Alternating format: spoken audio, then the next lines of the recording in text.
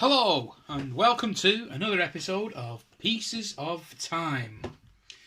Okay, this is a clock.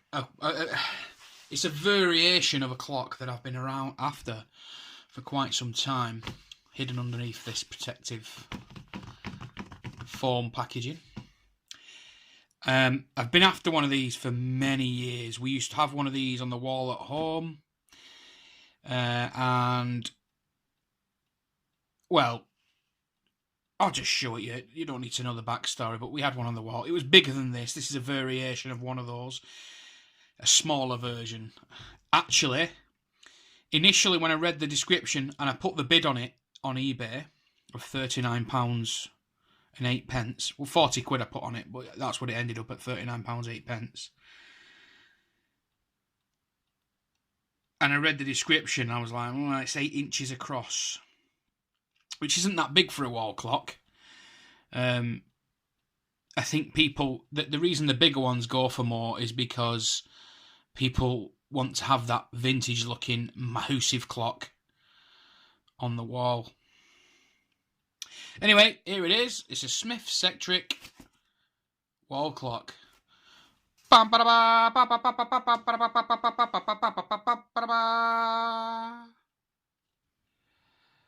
it is. Okay, let's zoom in a bit and we'll see what we can look at. Rotor. So we're a bit closer up now, and straight away, if you're closer up, you can start to see underneath that glass, which is quite clean on the outside. You can start to see mildew. That is mildew. That is what you get in your bathroom if you don't clean it proper. Well, obviously, this thing has been sat on a damp wall. There is a little bit of patina, I think you'd call it, but basically rust on the dial itself. There's a bit of corrosion as well around the edge. I'll have to see if that'll brasso out and polish out with brasso. There's not a lot else I can do about that. If it's damaged the chrome, we're just goosed, aren't we? Like, you know what I mean? Sorry, I'm looking at the clock. I'm not looking at the camera. So there's the. I'm actually zoomed in slightly there. I don't know why that zoomed in now. There's the thingy. The function of the hands works. The hand function works. There. So yeah. Yeah, it's nice. The movement. We're going to get this back here so we can pop it down on here. The movement is a pretty standard Smith Sectric English clocks movement. It is the same one that was in the Smith Sectric mantle clock that I've got, except that one was obviously a back set and this one is a bottom push set.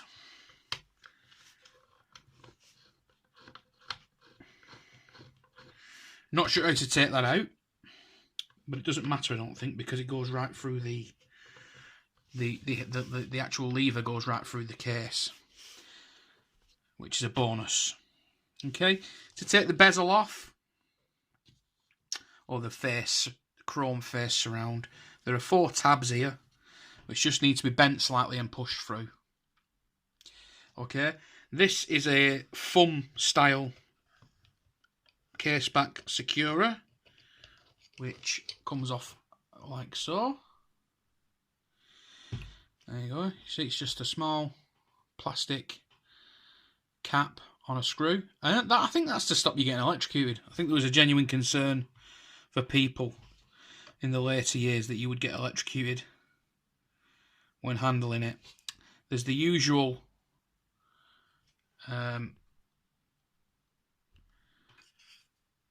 burnt. I say burnt, it's basically just electric motor soot from the electric motor. I've still not tested this. This might not work, this.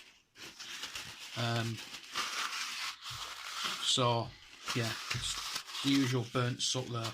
Now, this has had woodworm on the cork. Woodworm has been at the cork there. We'll just get that focused in for you. You see there's woodworm. You can tell it's woodworm because there. Now, I'm assuming the woodworm's long since gone and dead. The reason I say I know it's woodworm is that I saw the poo.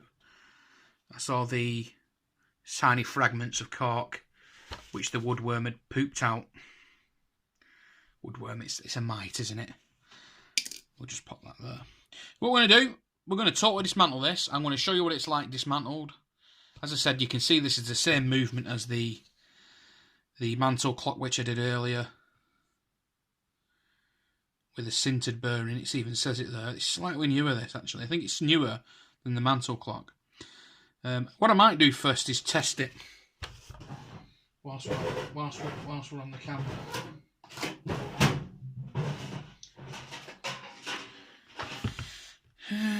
Let's turn that on. We'll test the resistance. 20k, we'll test it. Oh, it's goosed.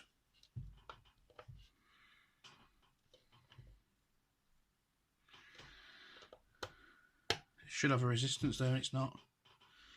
Yeah, so I've got to make a decision now, haven't I?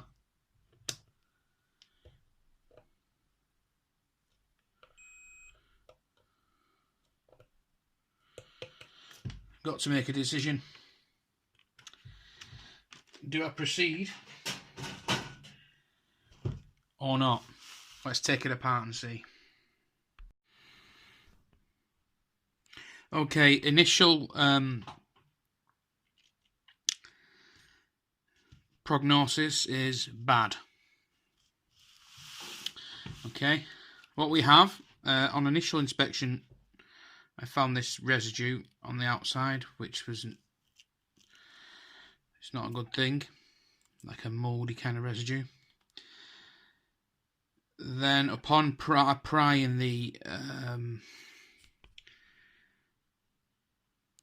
synchronous, the winding housing, I found this oily kind of dirty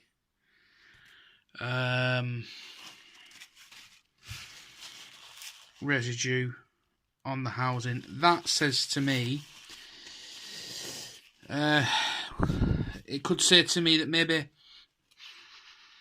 it smells oily more than burnt, but it says to me that maybe it's also inside there, you see. Either too much oil has been put in this and it is overheated. I don't know if you can just make out. Let's see. Can we just make? Can we? Come on.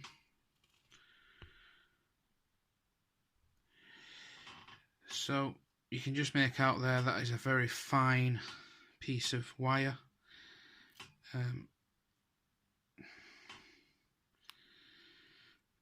I don't even know if it was connected to that. However, upon removal of this very brittle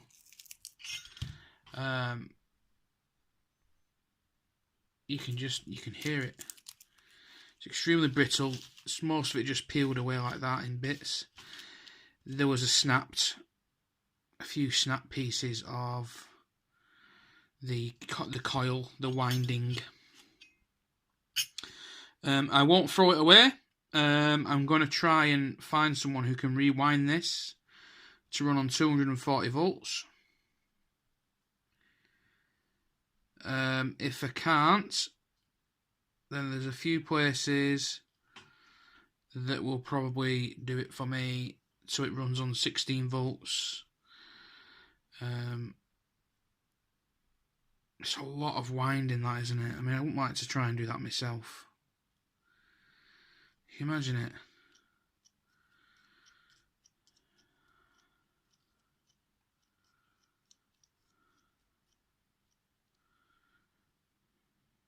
You probably could do it though. Be easy if you had like a lathe. You could attach the winding inside. You can just see there, and that's just soldered on. to this piece of wire, which is then threaded up into there. And then from that piece there, which obviously is then held on, you spin,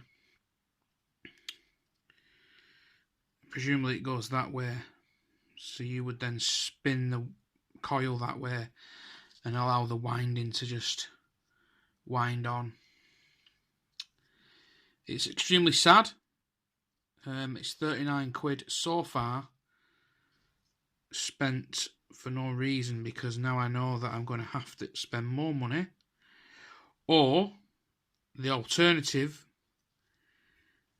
is to use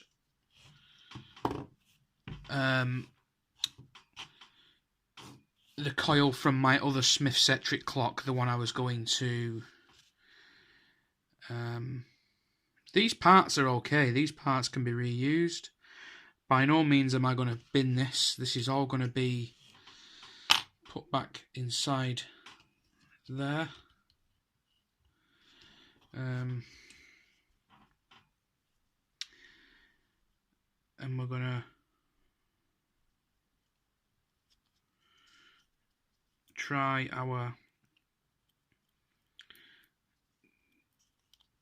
my darndest to not be disheartened by it, as hard as that is.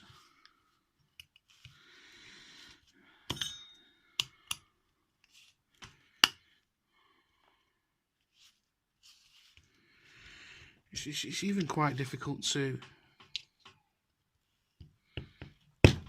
get that on there. There we go. Let's just hope that's in the right place. What I'm going to do is I'm just going to take all that excess off. Just give me a sec. Okay, so to make this safe now, I'm just going to pop that inside there. I'm going to use this original wire is going to go back inside as well, because it could probably come in handy. Although you could just use any old wire really to do what it does. And oh shit, I can't put that in there actually. So we're just going to have one sticking out. So originally that would go through there.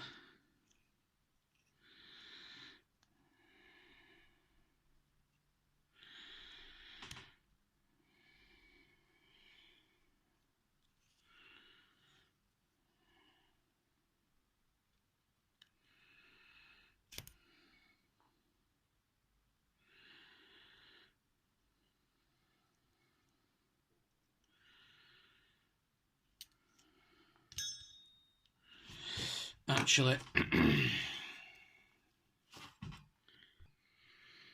okay, so the correct way to actually put this winding back on is to actually fit the lid first and then match up those holes.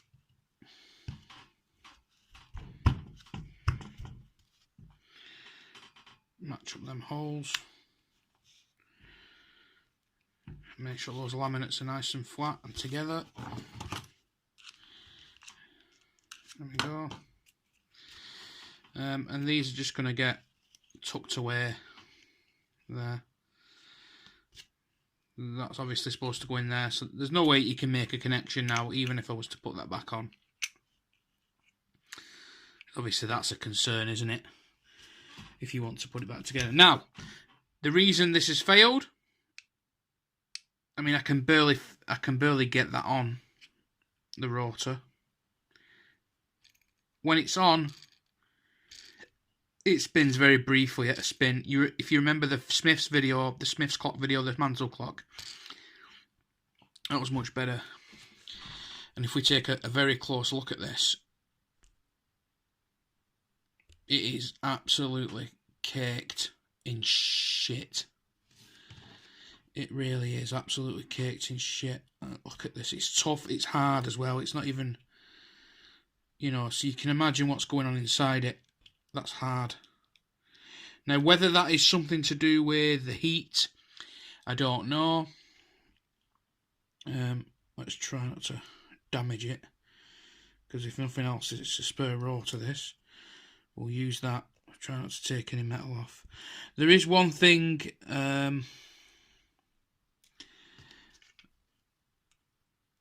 That's not as tough underneath. That's quite soft stuff.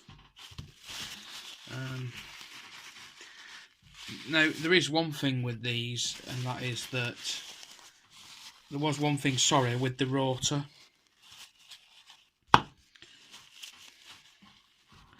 And that was that initially when I pulled it apart, I obviously didn't know it was knackered until I checked the resistance. There was actually a blob of solder on that, which shouldn't have been there. Excuse the focus. I'm just concentrating on the. I desoldered it, and you can see that somebody has messed around with some solder at it there. I don't know whether they've tried to rewind it themselves or what, whether they thought that the connection wasn't right, so they decided to pop some solder on. I'm not sure. I'm just not sure at all.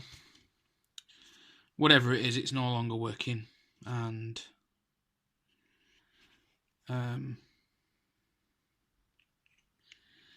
it's goosed. You see that goes through there. It goes through there, and then you resolder that with a new winding on there. Okay. And obviously the other side comes out of here and goes up to this side. Like that. Let's see, I've just removed some gunk from there. Oh. So, it's either had a bad repair, or it is simply because they'd allowed this to get so gunked up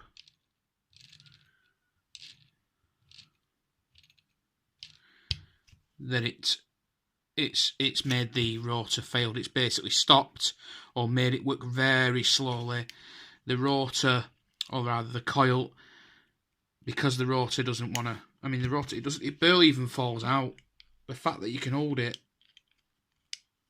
upside down and it doesn't fall out is shocking. So it's extremely filthy. That may be because of the damp conditions, as we've seen. You know, the clock in itself is not in the best condition.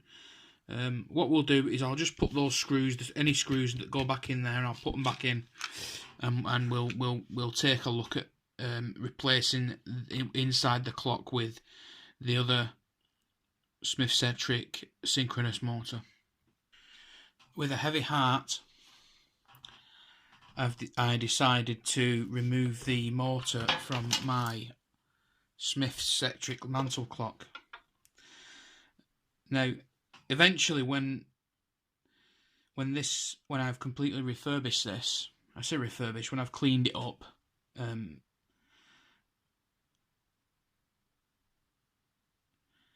etc., I may or may not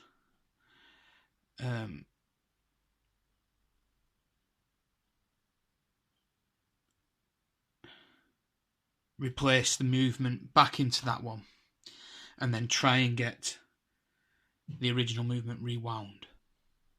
I'm calling it a movement motor, is what it is. It is with a heavy heart, because I begrudged taking apart a clock which is working. It's the first clock that I bought, first electric clock I bought was that Smith Sectric clock, the mantle clock. And I really begrudge taking the electric motor out of that, the synchronous motor out of that, just to put it into this. However, this is a nicer clock. It's in better condition overall. Obviously you've seen the Smith's clock, and it is it's got cracks, it's got scratches on the crystal.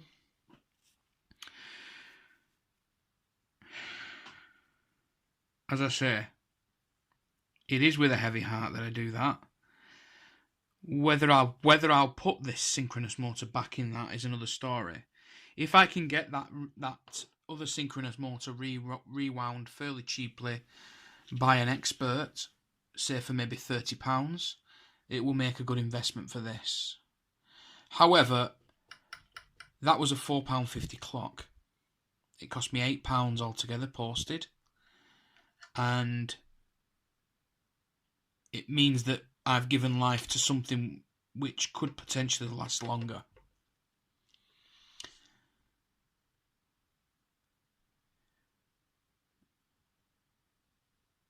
That's the end of part 1 for this video. Part 2 will be the dismantling of this one. We'll dismantle it, we'll polish up this Bakelite really nicely, we'll clean the crystal, we'll polish up the chrome, we'll give the face a little clean, not too much. I want it to have some authenticity, because there's a lot of copies of these kind of clocks now knocking about, and this is an original, so I want it to have an original kind of vibe. What's your vibe today? An original vibe. Do you know what I mean? So, as I said, it is with a heavy heart, and hopefully I'm going to contact some people on some of the forums and see if there's anyone if I can post it. It costs nothing to post the motor. If the guy charges me £30-40 at a future time, then so be it. Then that's what I'll do. As it stands, this is now ticking, and it's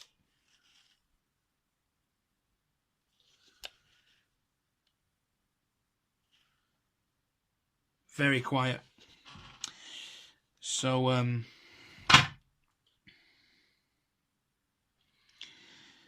I may still yet clean that motor, well, no, I am going to clean the actual mechanism out.